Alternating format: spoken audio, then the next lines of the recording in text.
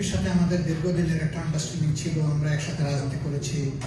হঠাৎ করে এখন তাদের সাথে আমাদের দূরত্ব হলো কেন? দেখেন, রাজনীতির ময়দানে আমরা দুটো পৃথক দল। জাতীয় প্রয়োজনে আমরা একসাথে বহুদিন একসাথে ছিলাম। এখন প্রেক্ষাপট পরিবর্তন হয়েছে। তারা তাদের কর্মসূচি নিয়ে জনগণের কাছে যাচ্ছেন, আমরা আমাদের কর্মসূচি নিয়ে জনগণের কাছে যাচ্ছি।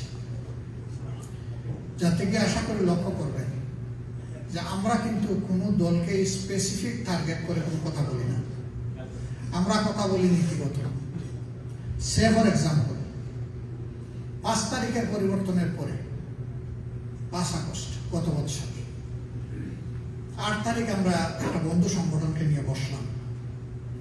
বসে বললাম যে আমরা সবাই মজলুম ছিলাম, দেশবাসী মজলুম ছিল, 18 কোটি মানুষ মজলুম ছিল। আল্লাহ তাআলা আমাদেরকে একটা সুযোগ দিয়েছেন, আসেন সবাই মিলে আমরা একটু দায়িত্বশীল আচরণ করি।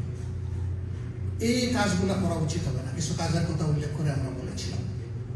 আমরা এটাও বলেছিলাম যে এই কাজগুলো যদি বন্ধ করা যায়, আনপ্রেসিডেন্টেড পপুলারিটি নিয়ে হয়তো আপনারা বা কেউ যাবেন ক্ষমতায়। আমরা কিন্তু আর কারোর সাথে ওরকম ক্ষমতার পার্টনার হবো না। আমরা সেদিন আপনাদের পাশে থেকে বিরোধী দলে বসে প্রত্যেকটি ভালো কাজে আমরা 100 ভাগ 16 আনা সহযোগিতা করে যাব। কিন্তু জাতির ক্ষতি এমন কিছু ধরা পড়লে আমরা কিন্তু আপনাদেরকে প্রথমে কানে কানে বলবো। যদি আপনারা বদলায় যান, আমাদের কাজ শেষ। যদি না বদলান, আমরা রাস্তায় নামব। এটা হবে আমাদের পলিসি। তা আমরা অনুরোধ করি যে এগুলো আমরা বন্ধ করি। বন্ধ হয়নি। আমরা যা প্রত্যাশা করেছিলাম এটা বন্ধ হয়নি। না হওয়ার কারণে আমরা মুখ খুলতে বাধ্য হয়েছি। কিন্তু আমরা কারো নাম নেই। নাম না নিয়ে মুখ খোলাকে যদি আপনি আপনার উপর টেনে নিয়ে যান, তাইলে মনে হবে যে আপনি এটার উপযুক্ত।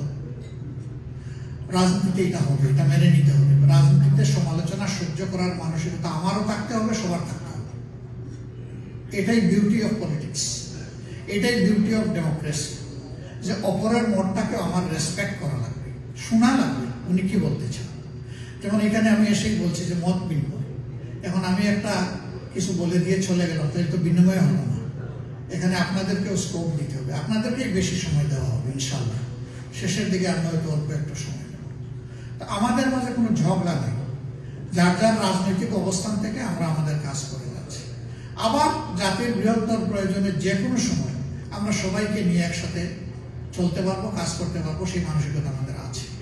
যেমন ইতিমধ্যে কোনো দল হয়তো বলেছেন যে আমরা স্বৈরাচার বিরোধী আন্দোলনে যারা যুগপথে ছিলেন তাদের সবাইকে নিয়ে আমরা আগামীতে যদি আমরা সাকসেসফুল হই সরকার গঠন করব, তবে অমুক দলকে আমরা নেব না, এরকম কিছু কথা আছে।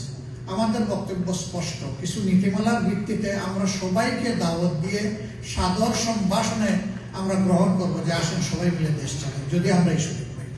আমরা এটা বলবো না যে অমুক দল বাদ দিই, এ কথা আমরা বলবো না। আমরা এটাকে জেনারেলাইজ করব এবং জেনারাস থাকবো ইনশাআল্লাহ।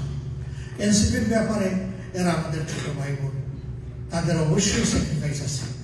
ওরা যদি আমাদেরকে একটু অভিমান করে কিছু বলেও ফেলে, তবু আমরা মনে করি যে তাদের প্রতি আমাদের অত বেশি কঠোর হওয়া উচিত নয়। তাদেরকে সুযোগ দেওয়া উচিত। তাদের অভিজ্ঞতার প্রশ্ন আছে, তাদের বয়সের ব্যাপার আছে, তাদেরকে তো সুযোগ দিতে হবে। আমরা তাদের ব্যাপারে খুবই ফ্লেক্সিবল।